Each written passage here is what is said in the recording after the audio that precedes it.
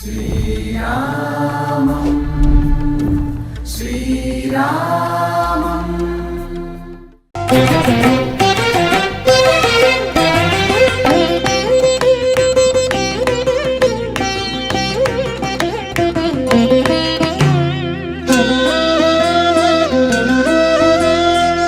నమస్తే అండి. మనం రామకోటి రాస్తాం కదా, రామకోటి రాసే వాళ్ళు ప్రపంచంలో ఎక్కడి నుంచి రాసినా అయోధ్యకి పంపిస్తారు కదా. అయోధ్యలో వాళ్ళు అవి ఎక్కడ ఉంచుతారు? రామ మందిరంలో ఉంచుతారా, ఎక్కడ ఉంచుతారు అన్నది చాలామందికి క్వశ్చన్లా ఉంటుంది కదా. సో ఇప్పుడు నేను చూపిస్తాను, మీరు పంపించిన రామకోట్లన్నీ, ప్రపంచవ్యాప్తంగా రాసి పంపించిన రామకోట్లన్నీ ఎక్కడ పెట్టారో అవన్నీ మీకు చూపిస్తాను. ఇది వాల్మీకి రామాయణ భవన్. దీని లోపలికి ఒకసారి రండి, చూపిస్తాను.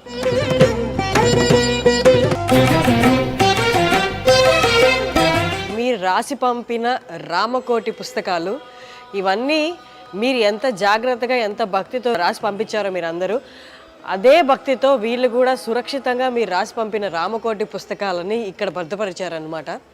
సో ఇవన్నీ మీరు ఒకవేళ అయోధ్య వస్తే అయోధ్యలో వాల్మీకి రామాయణ భవన్ అని ఉంటుంది, అక్కడ మీరు చూడొచ్చు.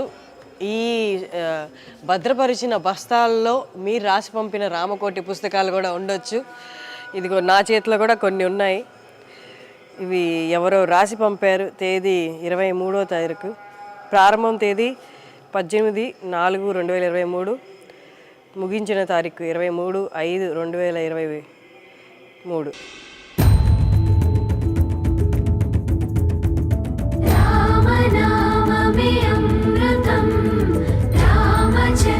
మీరు ఎంతైతే భక్తితో రాసి పంపారో వీళ్ళు కూడా అంతే సురక్షితంగా భక్తితో వీటన్నిటినీ ఇక్కడ పెట్టుంచారు. నా చేతిలో 3 పుస్తకాలే ఉన్నాయి, కానీ వెనక మీరు చూస్తున్నారు కదా, ఈ బస్తాలన్నిట్లో కూడా రామకోటి రాసిన పుస్తకాలు కోట్లే ఉండొచ్చు నాకు తెలిసి. ఈ బస్తాల్లో రామకోటి పుస్తకాలు 1,000 పైన ఇక్కడ కనిపిస్తున్నాయి మనకి. ఇవన్నీ మీరు అయోధ్య వస్తే చూడొచ్చు, వాల్మీకి రామాయణ భవన్లో. అక్కడే కాకుండా మనం ఇటు కొంచెం పక్కకు వస్తే ఇక్కడ కూడా ఎన్నో భద్రపరిచి ఉన్నారు.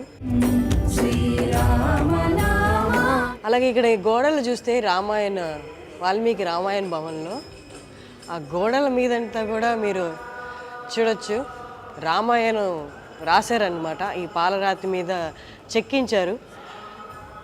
ఈ భవనం మొత్తం ఇలాగే ఉంది. అంటే ఎన్ని సంవత్సరాలు బట్టి ఉంటుందో వీళ్ళందరికీ ఇది రాయడానికి, చెక్కించడానికి. బట్ లైటింగ్ ఇక్కడ సరిగ్గా లేదు, కానీ మీరు కొంచెం క్లోజప్లో చూసినట్టయితే మొత్తం భవనాలన్నీ, ఈ భవన గోడలన్నీ రామాయణంతో నింపేశారనమాట.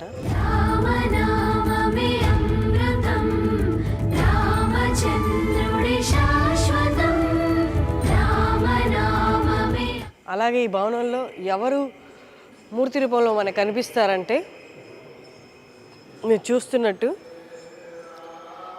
లవాకుశ, మధ్యలో వాల్మీకి గురు.